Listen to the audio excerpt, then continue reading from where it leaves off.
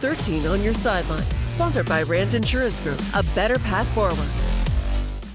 Hello, everyone, and welcome to Sidelines Plus, the show where we catch you up on the biggest local sports highlights from the week you may have missed. I'm Matt Gard alongside Jacob Seuss and Maddie Monroe. Here's what we've got coming up this week. A Grand Rapids 8th grader is getting ready to represent the Detroit Pistons on the world stage, but it's actually not for his basketball skills. We'll explain.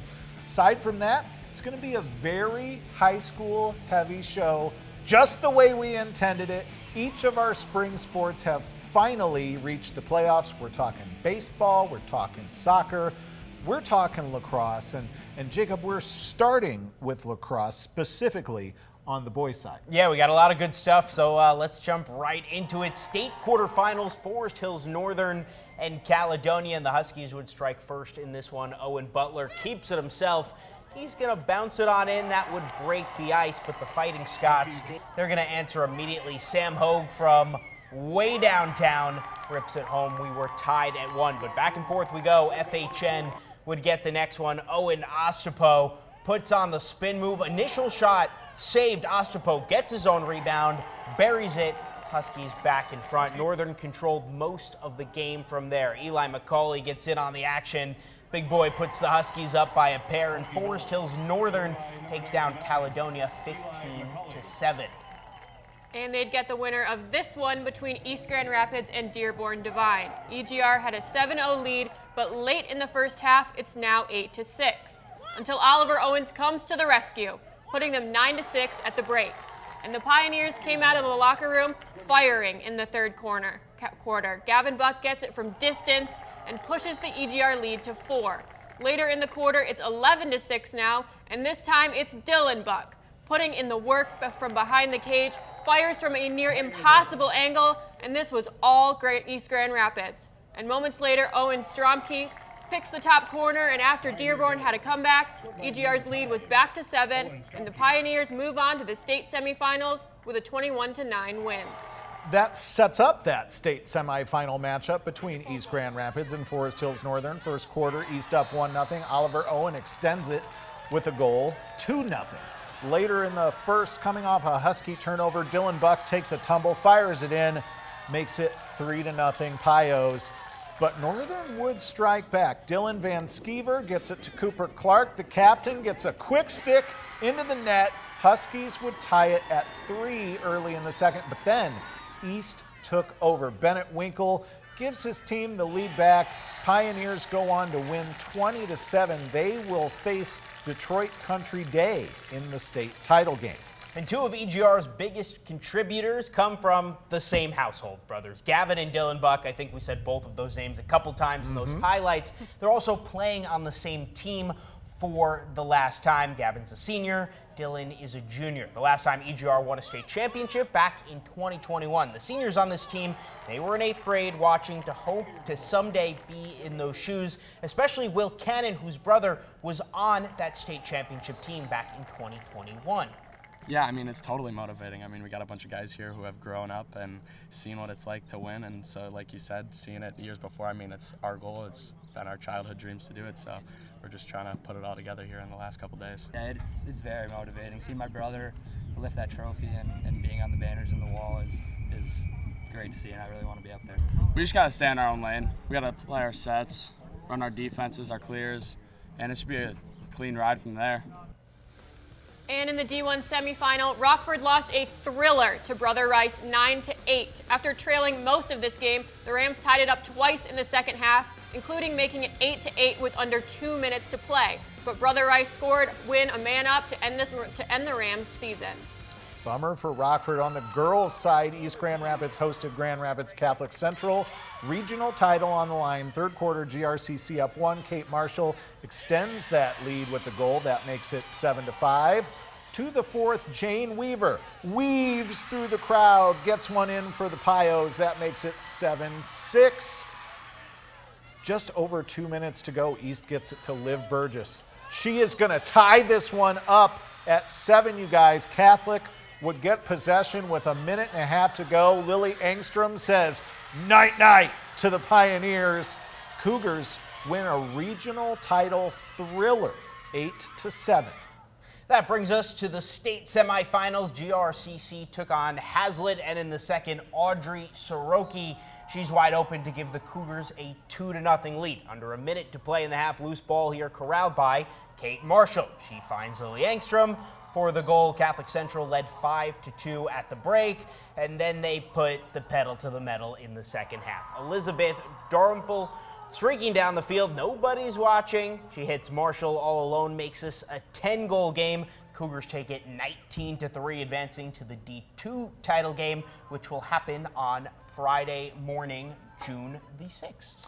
You were keeping an eye on the Rockford game. Yeah, Rockford and Heartland, they're going into double overtime right now. So I'm sure we're going to talk about them a week from now in the next show, but you'll probably find out well before then. But yeah, Rockford looking to advance to the D1 state title game.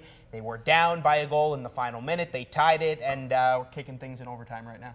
One of the tough things about this show, guys, and we knew this was going to happen, was that we are recording this during the middle of the week while sports are still going on. So ultimately, we're going to have to do some updating down the line. But if you are a Rockford girls lacrosse fan, don't worry. Don't worry. We didn't forget about you. We're Chef watching. Jenna, we got you covered. We'll have that next week. And we've got a whole lot more where all that came from. Girls soccer matchups with playoff spots on the line. Who's going to make it to the next round? That's coming up next on Sidelines Plus.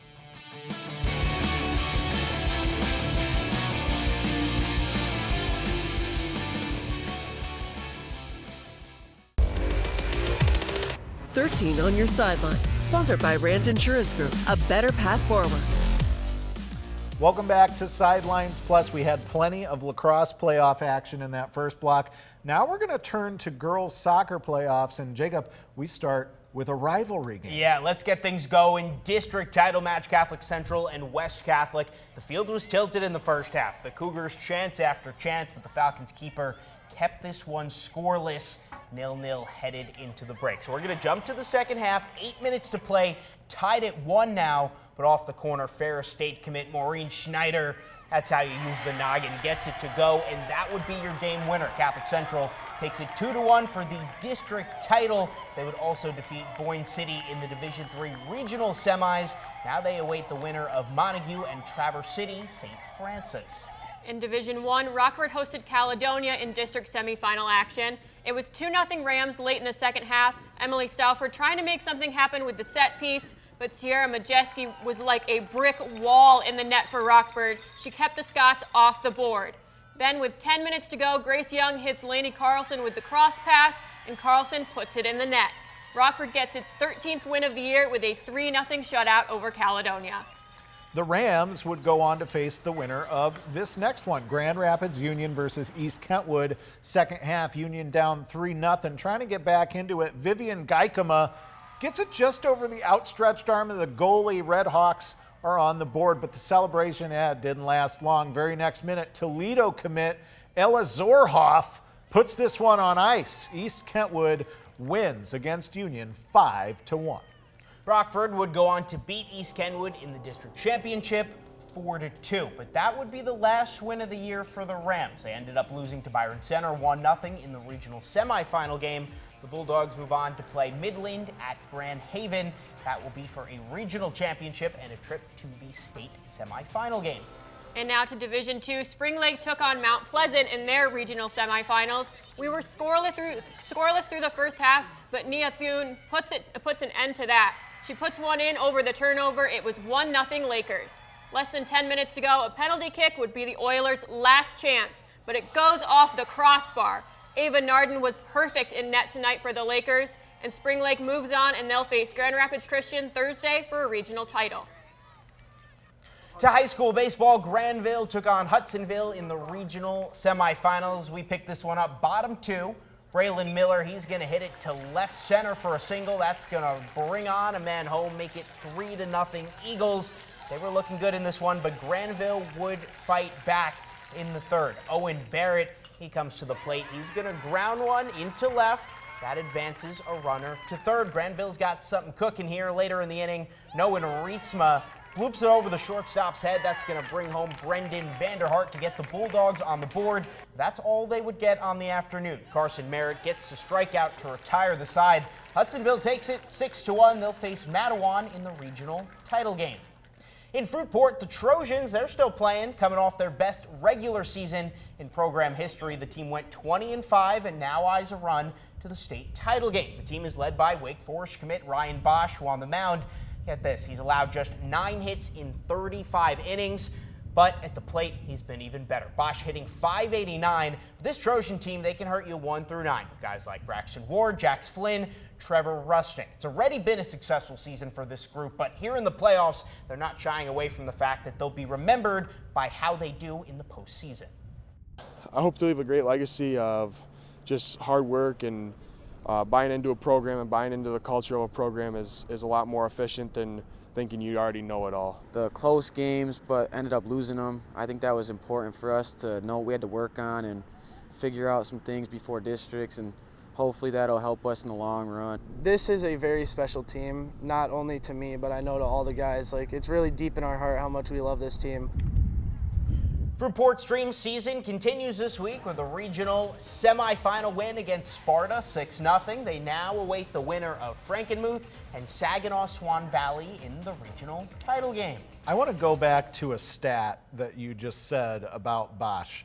589. I mean, video game. Are you Yeah, kidding that's me? insane. And now, you take into account at the major league level. Now, granted, high school and major league obviously very different. But if you are hitting 333 in the majors, you are That's unbelievable. Very good. 589. It's insane, and he's going to Wake Forest next season. You'll remember back when he was a sophomore, he committed to Michigan, decommitted. Now he's going to Wake Forest, but that's a good program. They just lost to Tennessee in the regional round of the college baseball playoff. So that's a good team that has potential to go on a deep run. So looking forward to watching him at the next level next year. I don't know if he's going to hit 589 though. It'd be cool if he did. We'll see. We'll see. We'll see. And coming up, one of the biggest races of the year at Berlin Raceway. Who stood out at this year's Money in the Bank race? Plus, a local middle schooler heading to the NBA. Not for the reason you might think. Hear all about the major competition next on Sidelines Plus.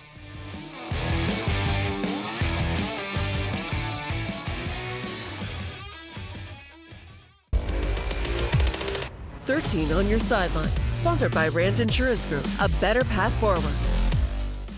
Welcome back to Sidelines Plus. When the NFL season begins, Maddie, they are going to be the Lions. They're going to be without a beloved player. Yeah, Matt, sad news for Lions fans. At just 29 years old, Lions All-Pro and Pro Bowl center Frank Ragnow announced his retirement, a huge blow to the team's offensive line in the second week of OTAs. While Ragnow has been absent, it was reported that it could have been over contract disputes, but now that obviously doesn't appear to have been the case. Ragnow said in a post to social media, "I've tried to convince myself that I'm feeling good, but I'm not, and it's time to prioritize my health and my family's future." Ragnow was the Lions' first-round pick back in 2018 and started 96 games, earning All-Pro honors 3 times, and was a Pro Bowl selection 4 times in 8 seasons. Now the team will look towards second-round pick Tate Ratledge to possibly jump in and take over starting center duties. Graham Glasgow is another internal option at center. Yeah, let's hit the racetrack now, guys. Yeah. Boogity, boogity, boogity, your favorite phrase. Money in the Bank. I mean, this is the premier event of the Berlin Raceway season. I'm just ignoring you. I'm just going to keep moving on with the show.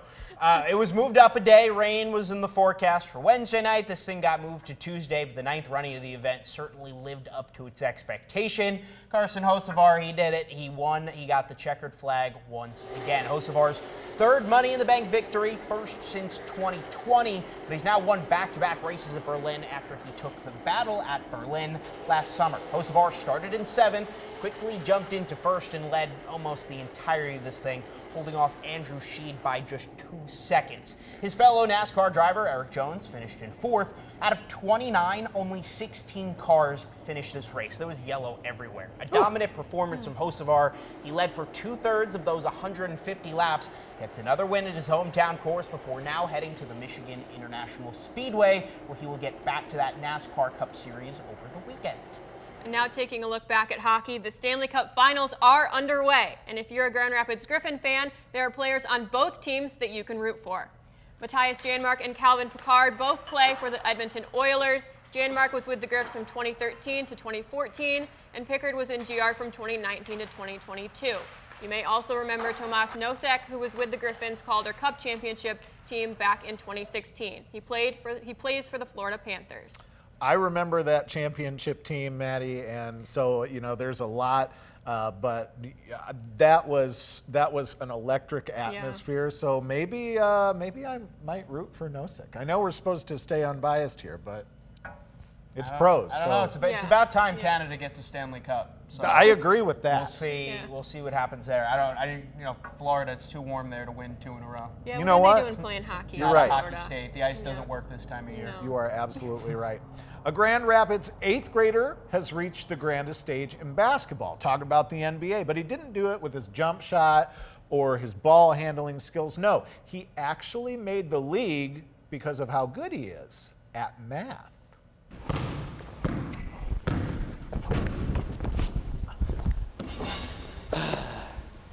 All right. Kyler Jackson doesn't mind some smack talk. How to show this old man the new generation. When he and his mentor, J. Levi Alford, hit the court one-on-one. No! But as much as they love this game, that's good. Oh, Kyler is a real MVP at this one. Most of the students who work with the NBA math hoops are working on their math, whether that's multiplication, division, adding, subtracting. We work with decimals, fractions, percents, and we really try to get students to attack math with that same energy that players attack the court. It can be like pulling teeth sometimes to get kids to do math, but with this game, it's the complete opposite, actually. The STEM Greenhouse After School program is full of math hoops all-stars. It's very, very competitive. It gets really competitive. It gets loud in that room when somebody either loses or wins. People play out of their mind. Kyler has gotten so good. The epitome of an NBA math hoops champion. He's been picked to represent his favorite team, the Detroit Pistons, at the World Championships in New York. He will be there the whole week participating in the NBA draft, playing with other like-minded students, other champions from other parts of the country and the world. He even gets to take his biggest fan. My name is Vernay Pearson. His mom. I'm looking forward to experiencing New York with him. I'm looking forward to watch him shine in a way that I haven't seen yet. He's like the genius of the family, you know what I mean? But Kyler says genius isn't what you need to master math hoops. I can't say math is easy because it's not. It takes practice and the same hard work. Oh, let's go. That was good. You'd see on the court. A lot of people would love to be where I am at the moment, and they can get there as long as they put their minds to it. Okay, so I asked Kyler a little bit about, if you are bad at math, and I was asking for a friend, it's me, what advice would you give to another child who is struggling at math? So he said the obvious thing, which is, get a tutor, ask a trusted adult to help you out. And then he also said this very motivational thing, even if you don't think you're good at math, you should believe that you can get better and keep working on it. But I think it might be too late for me. How about? He forgot about one thing, though. If someone asked me what you should do if you're bad at math, I would just say become a journalist. Yeah. Yes. And work here. I had to take one math class in college, and I barely passed it. It was, I did too. It was my only 8 a.m. class. After that, I did not take a single 8 a.m. course at all in college because I was like, hey, I'm out of high school. I don't have to do this anymore. And I don't have to do math anymore. There you go. Ever. No that kid's smarter than the three of us. I produce from time to time. The computer times the show for you. A lot of people don't know that. Yeah. So that's really good. Our secret magician never reveals his secret. No, I'm revealing all the secrets here on Sidelines Plus. It's a reward for the people who watch. There you go. If you've made it this far, that's your reward. Now you get to hear how our rundown works. Congratulations. We also did find an update out about Rockford. Yes, Rockford lost, unfortunately, 7-6 in OT, so that's where their season comes to an end. Still a great season, making to the state semifinal game, though. Yeah. Bummer for the Rams. We'll have those highlights for you next week. But that's it for this week's edition of Sidelines Plus. Hey, if you're watching us on YouTube, do us a favor. Check us out on the 13 Plus app. Download for free. Watch on your TV. For Jacob Seuss, for Maddie Monroe, I'm Matt Guard. We'll see you next time. Shout out Missouri S&T.